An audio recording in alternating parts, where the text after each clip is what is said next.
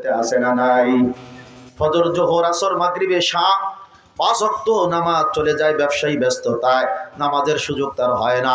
এমন কত কৃষক আছে বাংলাদেশের জমিনে, মোল্লাহাটের জমিনে আজান হয়ে যায়, কৃষকের খবর হয় না, শোনে কিন্তু জামাতে হাজির দেয় না। আছে না নাই? আল্লাহর থেকে কত ডাক আসে, সেই ডাকে সাড়া দেয় না। নবীর পক্ষ থেকে কত ডাক আসে, সেই ডাকের থেকে সাড়া দেয় না। ইসলামী অনেক আন্দোলন হয়, সে আন্দোলনের মধ্যে সাড়া দেয় না। তার সারা দিন রাতের একই চিন্তা, টাকা টাকা টাকা টাকা, জমি জমি, পয়সা পয়সা। ফরিদুদ্দীন আত্তার রহমাতুল্লাহি আলাইহি আস্তে করে ওই লোকটার কথাগুলো মন দিয়ে শুনতেছেন। লোকটা বলে, আমার মরণ কিভাবে দেখতে চাও? আসো আমার সাথে। দোকান থেকে বের হয়ে গেল, দোকানের সামনে চিত হয়ে শুয়ে পড়লো। এরপরে আল্লাহকে ডাক দিয়ে বলল, আল্লাহ আমাকে নিয়ে যাও। তো দেখা গেল সাথে সাথে তার মরণ হয়ে গেল। আল্লাহু আকবার। সে ঈমানের সাথে দুনিয়ার থেকে চলে গেল। ফরিদুদ্দীন আত্তার রহমাতুল্লাহি আলাইহি এর থেকে সবক শিখলেন। এই লোকটার মরণ কত সহজে হলো, এই লোকটার কোনো চিন্তা নাই, মরণের সময় সে কালিমার সাথে চলে গেল। আর আমি ফরিদুদ্দীন যেই পরিমাণ বোতল বোতল নিয়ে ফিকিরে ব্যস্ত, আমি নামাজ, রোজা, হজ, যাকাতের হিসাব নাই, আল্লাহকে যেভাবে ডাকার দরকার ডাকি না, নবীর তরিকায় যেভাবে চলার চলি না। তার মানে আমি বোতলের চিন্তায় থাকতে থাকতে কোন বোতলের মধ্যে যাওয়া অবস্থায় আমার মরণ হয়ে যাবে, এটাই ছিল তার বক্তব্য। কোন বোতলে তোমার মরণ হবে? বোতলের মধ্যে তার মরণ হয় না, কিন্তু দিলের মধ্যে থাকে বোতলের চিন্তা। ওই চিন্তার অবস্থায় মরণ হয়, হয় না? হয় না বলেন? এই কথা দেখানোর পরে ফরিদুদ্দীন আত্তার রহমাতুল্লাহি আলাইহি ওই যে দোকানদারিকে ব্যাপকভাবে যেটা তিনি করতেন ছেড়ে দিলেন। যতটুকু করলে তিনি আল্লাহকে স্মরণে রাখতে পারবেন, নবীর তরিকায় চলতে পারবেন, অতটুকু ছাড়া অতিরিক্ত ব্যবসা বাণিজ্য বন্ধ করে আল্লাহকে কি করে পাওয়া যায়, আল্লাহ রসুলকে কিভাবে পাওয়া যায়, এলেম কি করে শিক্ষা করা যায়, বাকি জিন্দেগি সেই ফিকিরের মধ্যে লেগে থাকলেন। আল্লাহকে শুধু পেলেনই না, আল্লাহকে শুধু পেলেনই না, কোটি কোটি মানুষ কিভাবে আল্লাহকে পাবেন সেই রাস্তাও আল্লাহ তার দ্বারা বাতলিয়ে দিলেন। সুবহানাল্লাহ। মুসলমান ভাইরা আমার, বর্তমান সমাজের মধ্যে অধিকাংশ মুসলমান একিন যদিও করে মরণ হবে মরণ হবে, কিন্তু সবাই মনে করে আমার মরণ একটু দেরিতে হবে। এই ধোকাটা সবচেয়ে বর্তমানে খেয়েছে যুব সমাজেরা। কথা বলেন ঠিক না? ঠিক না? অধিকাংশ যুবদের হাল চাল, কথাবার্তা, ভাবভঙ্গি দ্বারা বুঝবেন এদের অবস্থা হলো এমন, ওদের দাড়ি না পাকলে ওরা একটাও মরবে না। কথা বাস্তব তো। আপনি যুবককে যান বলেন যে বাবা আর ইয়াবা খেও না, তো আর একজন বলবে যে চুপ থাকো তো, এই বয়সে এতটুকু খাই। কথা কন না? আর একজন বলে কিছুদিন পরে ছেড়ে দেবো কাকা, আর কয়দিন, এই বিয়ে শাদী করছি, বাচ্চা কাচ্চা হইলে ওরা যখন বলবে আব্বা তা খাইও না, তখন আর খাবো না। তার মানে তার দিলের মধ্যে একটা একিন হয়েছে, বিয়ে করছে, বাচ্চা হবে, ওই বাচ্চা তার আব্বা ডাকবে, এরপরে আবাজ সে ছাড়বে। কিন্তু এতটুকু মাথার মধ্যে ঢুকলো না, আমি যে আব্বা ডাক শুনতে পারবো এর যে কোনো গ্যারান্টি নাই। কতজন বিয়ে করে বাচ্চা কাচ্চা হওয়ার আগেই বিবিকে বিধবা বানিয়ে দুনিয়া থেকে চলে যায়, যায় না? যায় না? তো ওই তালিকায় এই যুবকের নামটাও থাকতে পারে। কথা কম না? যুবক নিয়াত করতেছে আমার দাদার দাড়ি পেকে আছে, আমার আব্বারও কাঁচা অর্ধ পাকা দাড়ি আছে, তো আমিও তো অন্তত দাদার বয়সে মারা যাব না। এই একিন তার দিলের মধ্যে শয়তান এবং শয়তানের দোসররা ঢুকিয়ে দিয়েছে। কথা বলেন না? এর জন্য সে চিন্তা করে আরো 30 বছর যাক না, যৌবনটাকে নো চিন্তা ডুফুর্তি এইভাবে করে কাটিয়ে দেই, একটু মদের আড়তে যাই, একটু তাসের খোটের মধ্যে যাই, একটু ইয়াবা সেবন করি, একটা গাঁজা সেবন করি, একটু চুরি ডাকাতি করি, একটু ছিনতাই রাহাজানি করি, একটু চাঁদাবাদি করি, একটু মাস্তানি করি, রাস্তাঘাটে যাকে পাই তাকে ধরে চটথাপ্পড় মারি। আমি যে নেতা হইছে একটা ভাব দেখাইতে হবে না? এটা দেখাইতে থাকি, যখন বুড়া হব তখন আল্লাহর ওলি হয়ে যাব।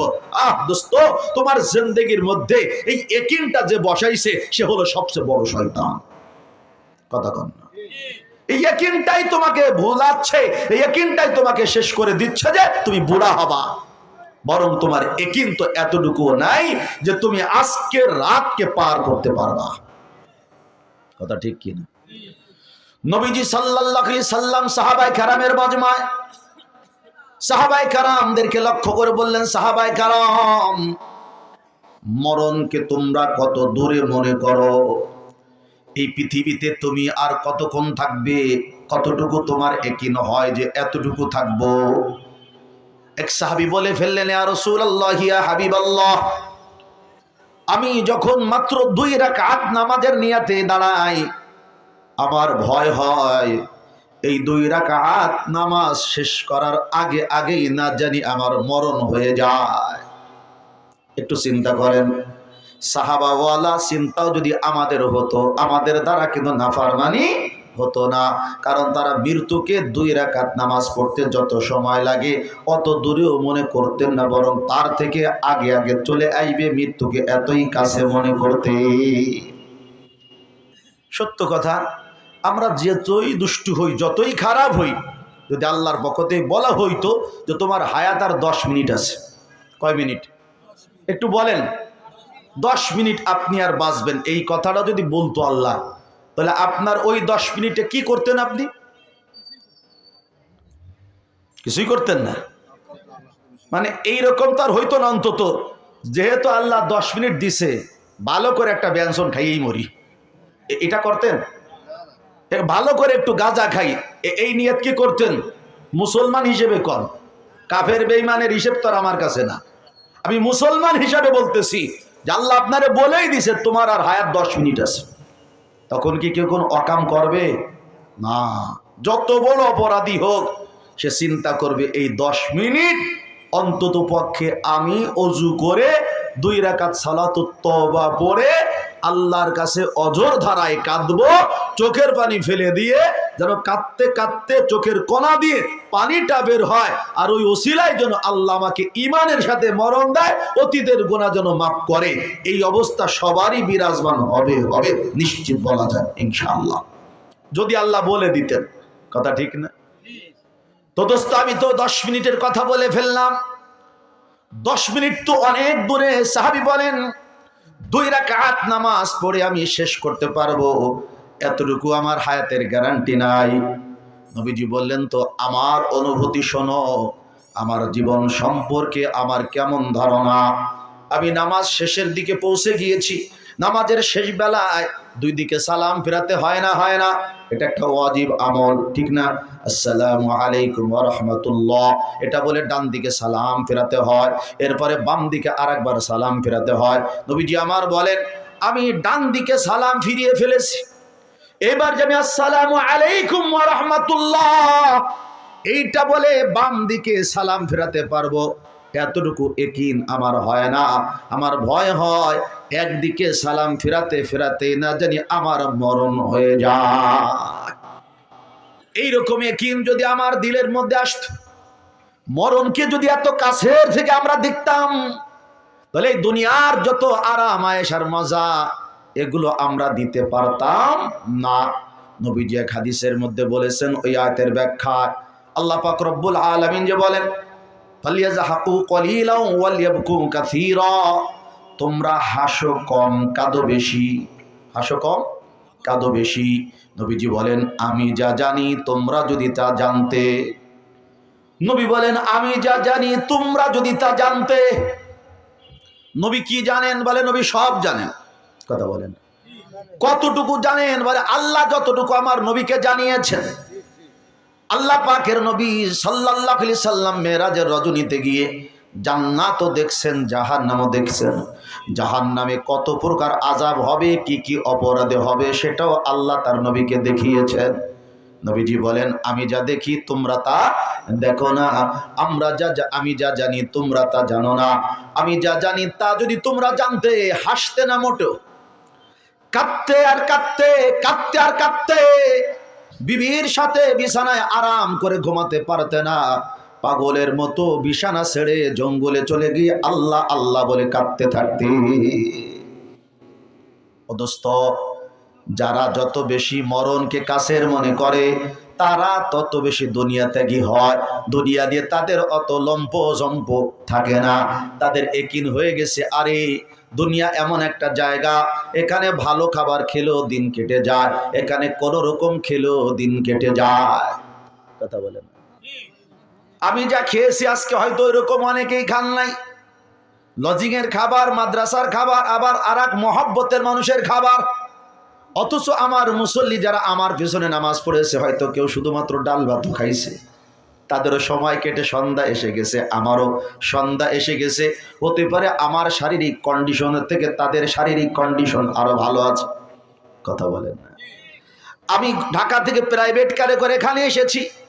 আমার আশা যেমন আপনাদের এখানে হয়ে গেছে, আবার আমার সময়ের আগে পরে অনেকে কোনো রকম লোকাল গাড়ি খুলনার কিছু অল্প টাকায় আসে, ওগুলোতে রওনা দিয়ে তারাও কিন্তু গন্তব্যে পৌঁছে গেছে। কথা কয় না? রাতের বেলায় আমি টিনের ঘরে মাথা দেব, আমার পাশে আর একজন বিল্ডিংয়ের মধ্যে মাথা দিবে, তারও রাত কাটবে, আমারও কিন্তু রাত কাটবে, উভয়েরই সকাল হবে যদি আল্লাহ চায়। কথা বুঝতে পারতেছে?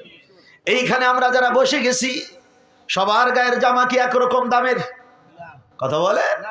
এখানে কেউ কেউ আছেন কারোর জামার গজ 1000 টাকা, 1200 টাকা, কারোর এক একটা স্যুট, এক একটা প্যান্ট সেলাই করতে লাগছে 5-6 হাজার টাকা।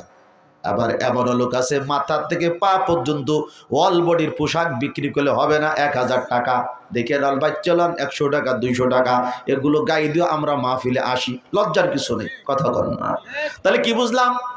দুনিয়াতে দামি ঘরে থাকলেও জীবন কাটে, ভাঙ্গা ঘরে থাকলেও জীবন কাটে, ভালো খাইলো জীবন কাটে, মন্দ খাইলো জীবন কাটে, দামি পোশাক পরলো জীবন কাটে, অল্প দামি পোশাক পরলো জীবন কাটে। ইমানদার এখন চিন্তা করে দুনিয়াতে যেভাবে কাটে কাটুক, এটা নিয়ে আমার কোনো আক্ষেপ নাই, আমার আখেরাত যেন কোনোভাবেই বাজে না কাটে।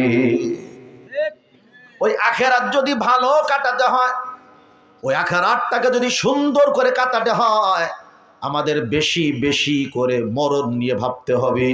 যে যত বেশি মৃত্যুর কথা স্মরণ রাখবে, ইনশাআল্লাহ তার দ্বারা নেকির কাজ তত বেশি হবে, গুনার কাজ মোটেও হবে না। হয়ে গেলে তওবা ছাড়া সে থাকতে পারবে না। আল্লাহ তাকে অবশ্যই তওবাতান নাসুহা করার তৌফিক দিয়ে দিবে। এজন্য হাদিস পড়েছে, নবীজি আমার বলেন, আকসিরু যিকরা হাদিমিল লাদ্দাতিল মাউত, জীবনের স্বাদ নষ্ট করে দেয় এমন জিনিসের নাম হলো মউত। এই মউতকে বেশি বেশি করে স্মরণ করো। জীবনের একটা মজা আছে না নাই? বলেন, একটু মাথার মধ্যে ঢোকান। অল্প কথা কিন্তু দামি কথা। আমি একটাও নিজের থেকে বলতেছি না, বুজুর্গ কোন একজনের কিতাব থেকে হুবহু বলার চেষ্টা করতেছি। আল্লাহু আকবার কাবীরা। এবার একটু বোঝেন তো, জীবনের মধ্যে স্বাদ আছে না নাই? আছে।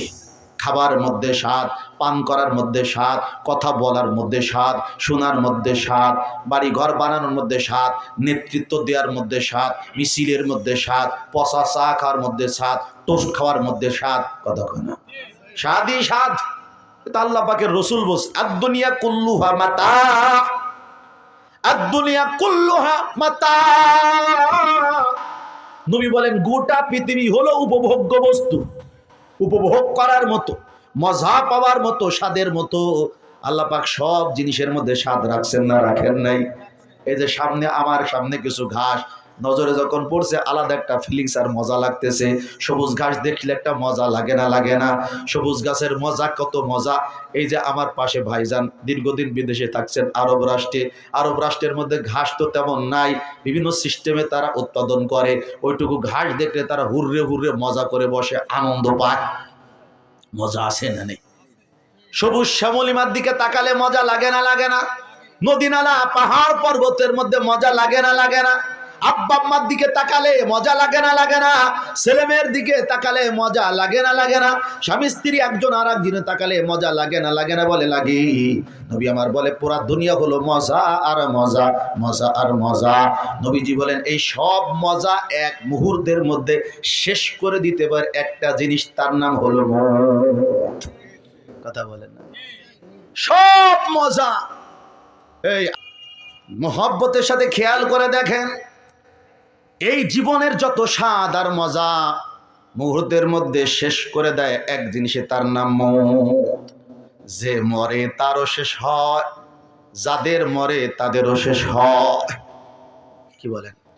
এই যে গতকালকে একটা ছোট্ট শিশু মারা গেল, সাজিদ, তানোর বাড়ি নওগাঁ, রাজশাহী তানোর। আমার এক চাচার বিবাহ হয়েছে ওদিকে। তানোরের এক ছোট্ট বাচ্চা কিসের মধ্যে পড়ে গেছে? টিউবওয়েলের পাইপের মধ্যে পড়ে গেছে, তাই না?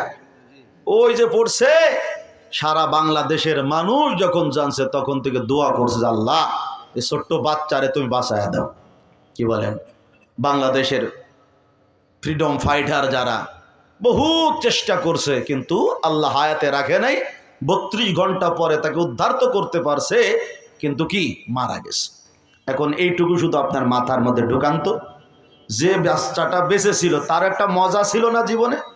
তাকে আর আছে? শুধু কি তার নিজের মজা গেছে, না গোষ্ঠীর দ্বারা তাদের সবার মজা গেছে? আমার কিছু লাগে না, আপনার কিছু লাগে না, তার মধ্যে দিলের মধ্যে চিনচিন করে একটা ব্যথা লাগতেছে। আরে কি সুন্দর বাচ্চা, ছোট ছোট করে দাঁত উঠছে, ফুকলা দাঁতে হাসতো, কি মজা করে কথা বলতো। এই যে আমাদের একটু খারাপ লাগতেছে, একটা মত পুরা পৃথিবীর মানুষের স্বাদকে নষ্ট করে দেয়। কথা বলেন। আজ বাড়িতে বিবাহ একজনের, বর পক্ষ আইবে, ওদিকে প্রচুর প্রস্তুতি, মেয়ে পক্ষ, তাকে কি করে সম্মান করা যায়, খেদমতের ত্রুটি যেন বিলকুল না হয়, মেহমান যেন মেজবানের ভুল ধরতে না পারে, A to Z কমপ্লিট করে ফেলছে, রান্নাও কমপ্লিট। মেয়েটাকে সুন্দর মতো পরীর মতো সাজিয়ে যেই ঘরে এসে বর তার পাশে বসবে সেখানে বসিয়ে রেখেছে। বিশাল আনন্দ সবার মনে। কি বলেন? ছোট ছোট ভাই বোন তারা যার মেয়েটা, তারা মনে মনে অপেক্ষা আছে, কোন রকম হুজুর ইজাব কবুল করাই দিলে নাকাহ তো আর কবিল তো বলার সাথে সাথে আমি পাবো দুলোবাই, হুররে। কথা কম না, আমি শালা হব, আমি শালি হব, জুতা পাবো, মোজা পাবো, ড্রেস পাবো, কত চিন্তা ভাবনা ছোট মানুষের দিলের মধ্যে হয়ে গেছে। কথা কন ঠিক না? মেয়েটার দিলের মধ্যে কত জল্পনা কল্পনা হয়ে গেছে, নতুন স্বামী পাবো, জীবন কিভাবে সাজাবো, বিশাল এক লাইফ হিস্টোরি তার হয়েও গেছে কল্পনায়। শ্বশুর শাশুড়িরও হয়ে গেছে, এলাকার কতজনের কত কিছু হয়ে গেছে। ওদিক ওই ছেলেটারও কত স্বপ্ন তার দু চোখে, কত কল্পনা তার মন ভরে। কিন্তু কি হলো? রাস্তায় রোড অ্যাক্সিডেন্ট করে ছেলেটা মারা গেল। গেছে তো কয়েকজন, আমার জানা আছে। মারা গেছে যখন উভয় বাড়িতে কান্নার রোল। কিসের খাওয়া কে খায়, কে কারে দুলাভাই ডাকে, কে কাকে স্বামী ডাকে, কে তাকে বিবি ডাকে। সবাই বারবার অতীতের যা কিছু আছে স্মৃতি, এগুলো নিয়ে কান্নাকাটি করতেছে। এক মত উভয় পরিবারের সকলকে ঠান্ডা করে দিছে। কথা বলেন। নেতা নমিনেশন পেয়ে গেছে, কি খুশি, সংসদে যামু, কুরমা ভোলা খামু, ভাইরা আমার স্লোগান দিমু, অমুক ভাই তুমি এগিয়ে চলো, আমরা আছি তোমার পিছে, অমুক ভাই তোমার ভয় নেই, আমরা আছি লাখো ভাই, রাজপথ ছাড়ি নাই। কি চিন্তা ভাবনা! ও নেতা, সংসদের ঘোষণা হয়ে যাবে, তুমি দুনিয়াতে থাকবা না, এটাও হতে পারে। ভোট গণনা হয়ে গেছে, অনুসারীরা কেন্দ্রে কেন্দ্রে বসা, লাইভ টেলিকাস্ট চলতেছে, ঘোষণা হয়ে গেল যে অমুক আসন থেকে অমুক প্রার্থী বিপুল ভোটে জয়ী হয়ে তিনি ত্রয়োদশ সংসদ সদস্য নির্বাচিত হয়েছেন। সব এলান হয়ে গেছে। এটা শোনার আগের সেকেন্ডও তো মরণ হইতে পারে। কত উৎসবের আয়োজন ছিল, রং মাখবো, কথা বলেন না, এই আতশবাজি ফুটাবো, এই মিছিল করব, ডেকসেট আনবো, নর্তকী আনবো, অমুক কলেজ মাঠে বিশাল গানের আয়োজন করব। এক মত পুরা 3টা থানাকে ঠান্ডা করে দিবে। পারে না, পারে না। শুধু এইটুকু না, দলের সবচেয়ে বড় লিডার যারা, প্রত্যেক দলেরই সর্বোচ্চ নেতা আছে না, ওই নেতা যদি মারা যায়, তার অনুসারী ভক্ত যারা, তাদের হৃদয়ের মধ্যে একটা কষ্ট আসবে না? আসবে না? এক একটা মত আমাদেরকে বারবার জীবনের স্বাদকে বিষাদে পরিণত করার সবক দিয়ে দেয়। নবীজি বলেন, ওই মৌতের কথা, ওই মরণের কথা একটু বেশি বেশি চিন্তা করুন। যে যত বেশি মরণের কথা চিন্তা করে, সে তত বড় আল্লাহওয়ালা হয়ে যায়। সদর সাহেব রহমাতুল্লাহের কথা এই মাহফিল রুহুল আমিন সাহেব বলতেছিলেন, এবং আমরাও জানি, সবাই জানেন, হুজুর যখন রাতের বেলায় চকিতে ঘুমাতেন, তখন পাটা টান টান করে দিয়ে ঘুমাতেন, একটু কাত করে, একটু কাজু মাজু করে, ছোট করে ঘুমাতেন আল্লাহর ভয়ে। কথা বলেন না? একটু চিন্তা করে যে আমার মরণ হবে, তো দেখেন দুনিয়া এখন যেমন লাগে এমন লাগবে না, আপনার চোখে নতুন এক দুনিয়া ধরা দিবে। কথা বলেন ঠিক না? ঠিক না? এজন্য আল্লাহওয়ালারা বলেন, মরণের চিন্তা বেশি বেশি করো। যেহেতু আমার নবী বলছেন ফায়দা থেকে খালি না, বলে মরণের চিন্তা যদি আমি বেশি বেশি করতে চাই আমাকে কিভাবে মরণের চিন্তা করতে হবে একটু বলে দেন। নবীজি আমার বলে দিয়েছেন বিস্তারিত। 1 নাম্বার, মরণের চিন্তা তোমার মধ্যে বেশি পরিমাণ ঢুকবে, মরণের স্মরণ তোমার মধ্যে অধিক হারে আইবে। তুমি বেশি বেশি করে যেই বাড়িতে মানুষ মারা যায় ওই মানুষটাকে গোসল দেওয়া হয় ফরজে কিফায়া, এই গোসল দেওয়ার কাজে তুমি বেশি বেশি শরীক হবে। বড় দুঃখের বিষয়, অনেক অনেক পরিবারে আলেম যারা তারাও মাইয়িতকে গোসল দিতে জানে না। কথা বলেন, আমি বানায় বলি নাই। এক জায়গায় গেছি, আলেম মারা গেছে, তার পরিবারের সদস্যদেরকে জিজ্ঞাসা করলাম 2 ঘন্টা হয়ে গেল এখনো কেন লাশকে আপনারা গোসল দেন নাই? তারা বলতেছে ভাই গোসল কিভাবে দিতে হয় আমাদের জানা নাই। লজ্জা লাগলো, তাই বললাম কে কে দেয়? 5-7 জনের পরে একজন বলল অমুক পাড়ার অমুকে দেয়, তারে খবর দিছি, সে আছে অনেক দূরে, আসতে আরো 1 ঘন্টা সময় লাগবে। চিন্তা করছে মানুষ মারা গেছে, গোসল দিতে হবে, এই গোসল দেওয়ারই মানুষ নাই। অথচ গোসল দেওয়া কোনো কঠিন কাজ না। 1 দিন 2 দিন যারা গোসল দিতে পারেন ঠিক মতো তাদের সাথে থাকলে এই গোসল শিখে নেওয়া যায়। এটা তো আলাদা একটা কথা, ফরজে কিফায়া আদায় করার জন্য, মরণকে স্মরণ করার জন্য গোসল কেন মুফিদ উপকারী। বলে যখন আমি আর আপনি গোসল করতে যাব, গোসল দিতে যাব, তখন দিলের মধ্যে এই কথাটা কিন্তু আইবে, আহারে একটু আগে এই লোকটারে না চায়ের দোকানে দাঁড়িয়ে লেকচার দিতে দেখলাম। কথা বলেন, গতকালও না দেখলাম নাতিপুতি সবগুলোরে কাঁধে করে নদীতে নিয়ে গেল, এক এক করে সবগুলোরে গোসল দিল, এরপরে নিজে উত্তম রূপে গোসল করে এরপরে ওইখানে ভালো করে মাথাটাকে চুলটাকে গামছা দিয়ে ভালো করে মুছলো, জামা কাপড়গুলো পরিবর্তন করে সুন্দর মতো পরিপাটি হয়ে বাড়ির দিকে রওনা দিল। আজকের সেই লোকটা তার গায়ের মধ্যে 1 ছটাক পানি ঢালবে এই ক্ষমতাটুকু নাই।